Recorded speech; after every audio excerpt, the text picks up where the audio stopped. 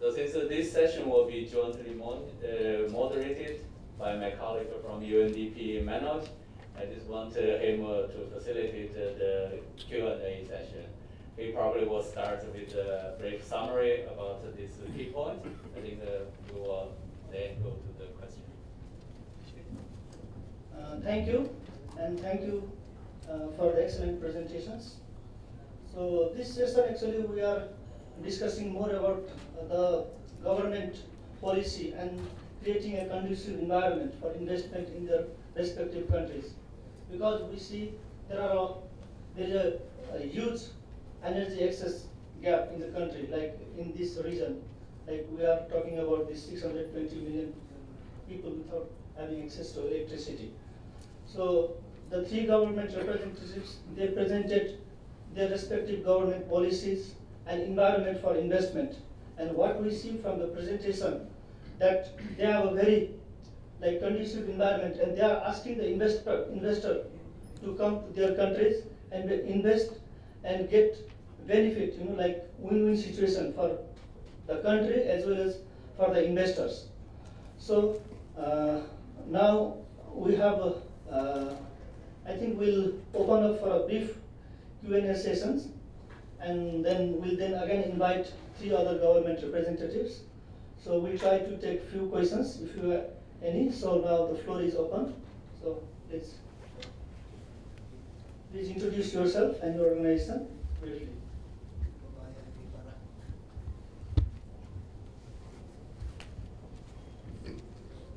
Hi. Okay, my name is Michael Onyango, Kisumu County Government, Kenya. I'd like to ask the last presenter, Mr. Sabada. You spoke about innovative funding mechanisms. If you could a bit more, probably shed a bit more light on that, exactly what you mean by the innovative funding mechanisms. And then in one of your slides, I also saw something about bioenergy.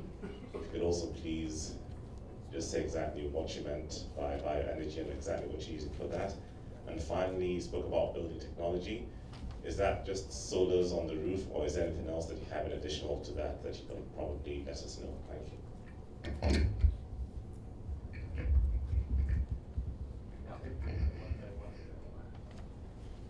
So if there are any other questions, I can take one again and then. Okay, maybe you can respond.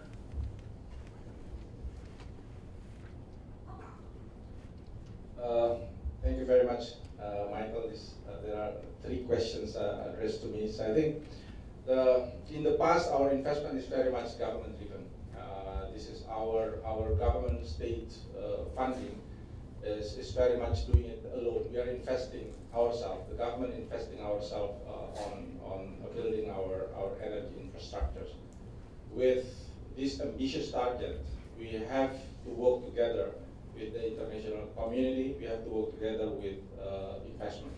And the private investment is a very big chunk of this process, because we are talking about 135 billion US dollars, which about 90 billion will be expected coming, because the government can only cover 30%.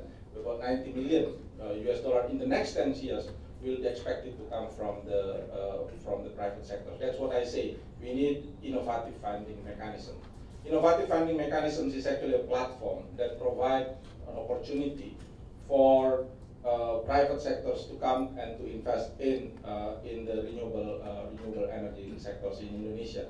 It can in the form of the direct investment. Yeah. So we provide space, the policy space for a direct investment for this, like the quota for that's 1 gigawatt quota for the solar industry that we develop. So we offer to investments to bid, yeah, in whether they want to invest in the industry of solars in Indonesia by build a factory. So that's one. It can be also in the form of the public and private partnership. We can put our money, and then we can invite investors in terms of they can use equity or the debt. Yeah. This model works in Indonesia. We have the legal framework to work on this. It can also provide an opportunity for the international community to do in partnership with this. the Bali centers, the Bali Center of Excellence that I mentioned before, it will be owned can be by private sectors and money governments together. So we will share the ownership together, because it's not just the center for Indonesia, it's center for building a clean and renewable energy. And if we can do it in Bali, we can do it in other part in Indonesia, we can do it in other part of the region. So there is a mechanisms that we are creating. So what I says, it can be start from fully privatized approach to the fully governmental approach.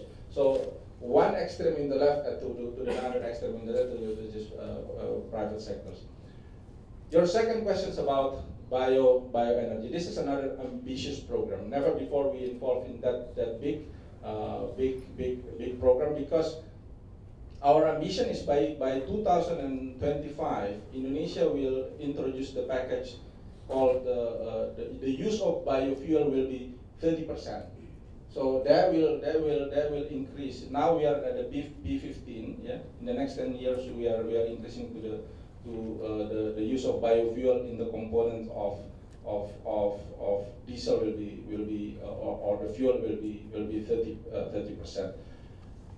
Before the Minister of Energy is very much touched the downstream aspects, the price, yeah.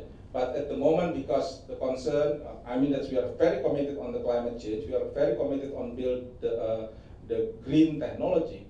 So we address the aspect of the upstream as well, how to get the land, how to maintain that when we promote the biomass or the bioenergy productions, we are making sure that we are safeguarding the environment, we are protecting the environment, we are dealing with the rights of the community, and this is the part the government is currently doing.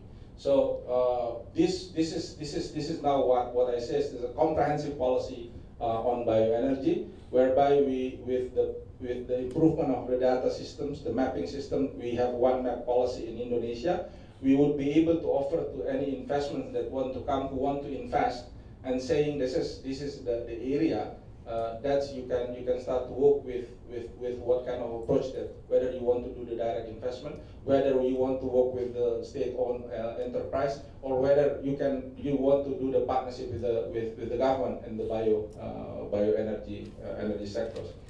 The last point about technology, it's not just about solar. As I mentioned before, the main traditional renewable energy that we are promoting at the moment in Indonesia, one is the bioenergy, the biomass, waste to energy, as we are now promoting, the solars, the wind, the geothermal, and the microhydro.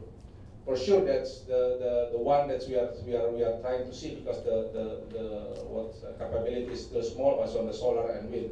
Indonesia has a big potential on solar, and solar is a very good solution for reaching out to the outer islands.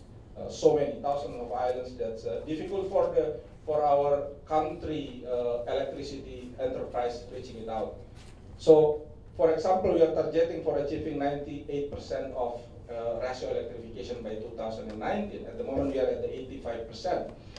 Most of this is actually in the last mile population, and then the solution is actually by renewable energy, and solar is actually a very good solution for this. So that's what we need to develop the technology in the country. We need to develop the capability in the country, but not just for solar. We are building for other technology.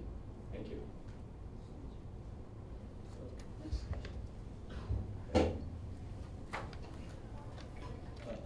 I'm Suman Basnet from Nepal. My question to Mr. Alauddin and Mr. Sunwar, you talked about the percentage of population having electricity as being 70% and 96%. Now, what SE4All is emphasizing is that we need to go from the binary way of kind of accounting for this into a multi-tier approach, where it's not only about population having or not having electricity, but also the supply and use of electricity increasing as a cause and as a consequence of development in the countries. Now, how have you factored that into your energy access sort of targets is one question. And the other question is to Mr. Sunwar. You said 96% of the population have already got electricity, but then you're also making a master plan for, I guess, rural electrification. So, or is that just for the 4% population that is remaining, or could you just clarify that a bit?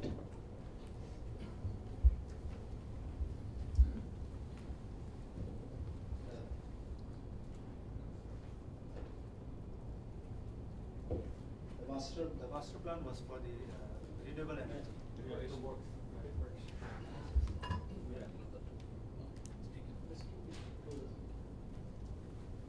The master plan was for the renewable energy, acronym as RE, not for the rural electrification. In fact, the rural electrification we have is almost near to 100%. We have already awarded the contract, and the work is underway. So probably very soon we will be achieving the 100%. But again, with the family fragmentation and the new households coming up, the RE feeling will still be continued. Thank you. Thank you for your question. Your question is about the coverage. As on today, we could cover 70% people, but what about we have the vision to provide basically by 2021 affordable and quality power. So of course, fact remains that the 10% coverage through solar home system. Basically, these are the small systems. Let's say starting from 21 peak to say 20 watt peak to 100 watt peak. Of course, and another thing is, you are very much correct that as the income of the people goes up, say for example, am I getting the electricity I'm in need of? Because right now, as for myself, we are following a market approach. I can't afford air conditioner in my house. Okay, so likewise, when the income of the people goes up, automatically the demand also will goes up. So it is not the business of the power ministry alone, because it is overall development of the country. But our target is that at least provide the 100% people minimum requirement. Of course, it has no such limit. Let's say if I get promoted, I will install AC in my house. This is the case. Am I answering your question? Thank you. So I think with this, if you have any other queries, you can directly contact the speakers. And I hope, like in the morning, we had the session for investors. The investors will be more interested to know about these countries, and there is a chance to what we are saying, investment to kilowatt hour in these countries. So having said this, I would like to thank all the speakers and give them a big round of applause. And